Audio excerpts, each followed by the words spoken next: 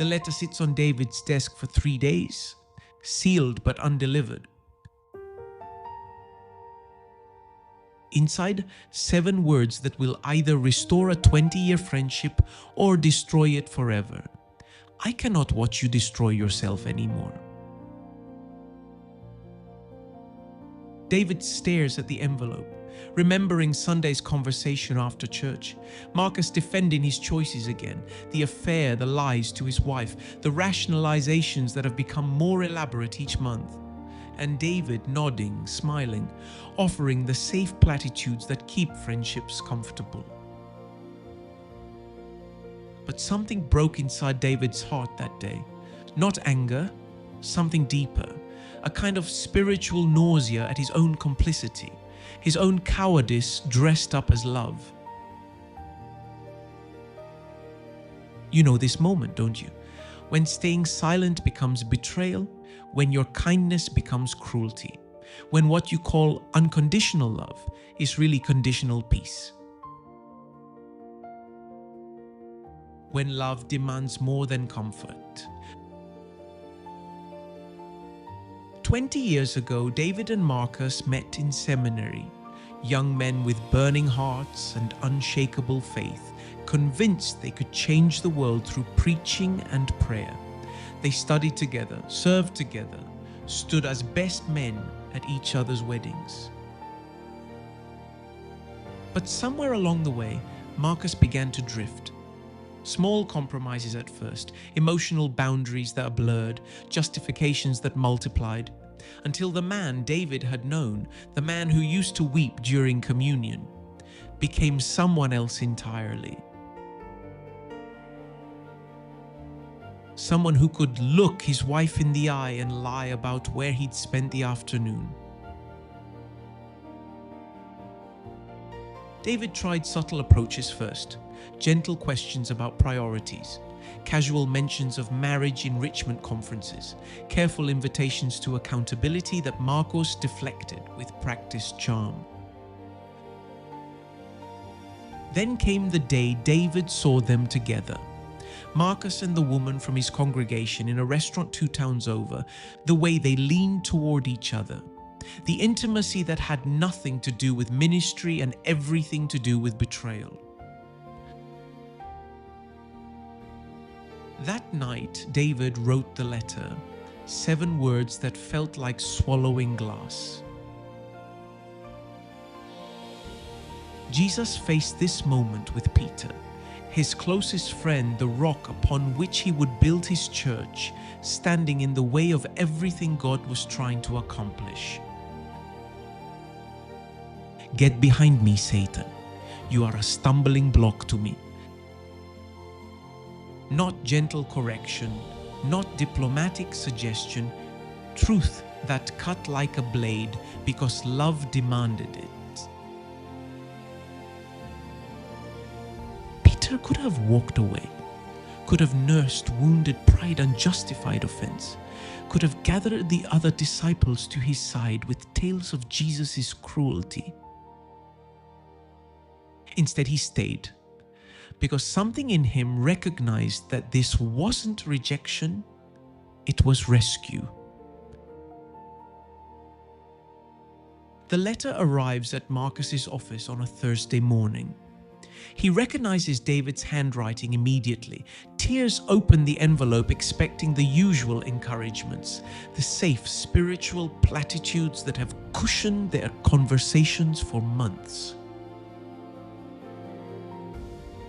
Instead, 7 words that stop his heart. Marcus reads them 3 times.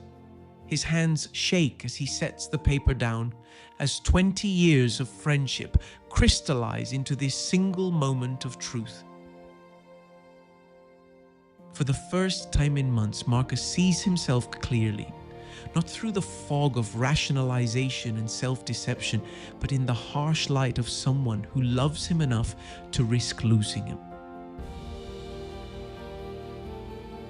The phone call comes that evening. I got your letter. Marcus's voice is raw, hollow. David's heart pounds. Marcus, I dash. Don't apologize. Marcos interrupts. Don't you dare apologize. A long silence. David can hear Marcus breathing, can almost feel the internal war happening on the other end of the line. Do you know how long it's been since someone loved me enough to tell me the truth? Marcus's voice breaks. Sarah can't. She's too scared of losing me. My kids don't know. My pastor talks about grace but never names sin. You're the first person who's loved me enough to risk losing me. There's a theology hidden in this moment that most of us would rather avoid. The truth that love sometimes wounds in order to heal. That grace can look like confrontation. That the most loving thing isn't always the nicest thing. We live in a culture that has confused kindness with love, that believes authentic care means never making anyone uncomfortable. But biblical love operates on different principles entirely. It's the love that would rather risk relationship than watch someone self-destruct. The love that speaks truth even when truth costs everything. 6 months later, Marcus sits in David's living room, tears streaming down his face as he tells his friend about the hardest 6 months of his life.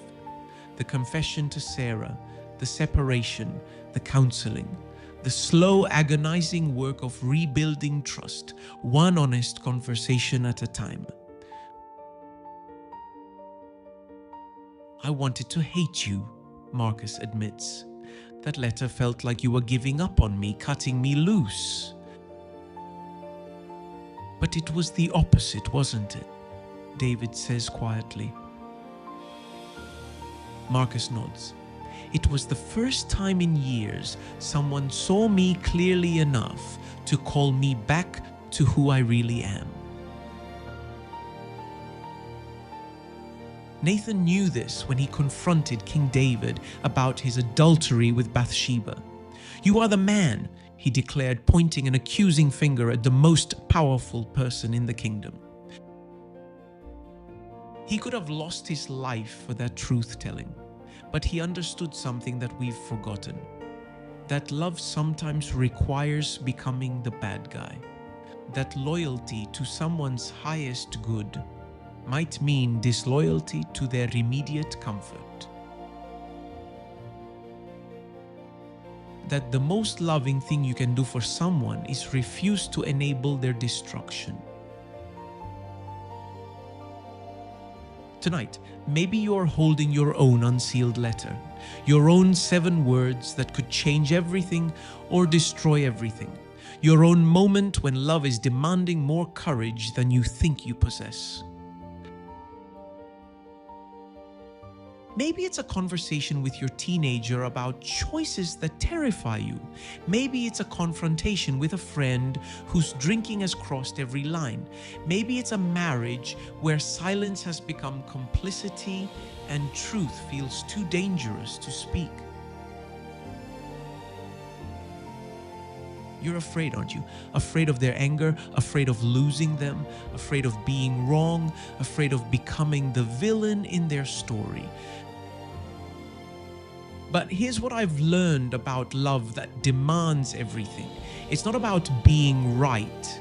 It's about being faithful. It's not about controlling outcomes. It's about refusing to enable destruction. It's not about having all the answers. It's about loving someone enough to risk everything for their soul. Jesus didn't call Peter Satan because he'd stopped loving him. He called him Satan because he loved him too much to let him derail the very salvation he claimed to serve. Sometimes love speaks gently. Sometimes it weeps with those who weep. Sometimes it sits in comfortable silence. And sometimes love takes up a pen and writes 7 words that will either save a friendship or end it. Because love, real love, biblical love, incarnate love, would rather lose the relationship than lose the person. The envelope is still there, the conversation is still waiting, the truth is still demanding to be spoken. The question isn't whether you have the right to speak into someone's life. The question is whether you love them enough to risk losing them. Because sometimes the most loving word is the one that costs you everything to say.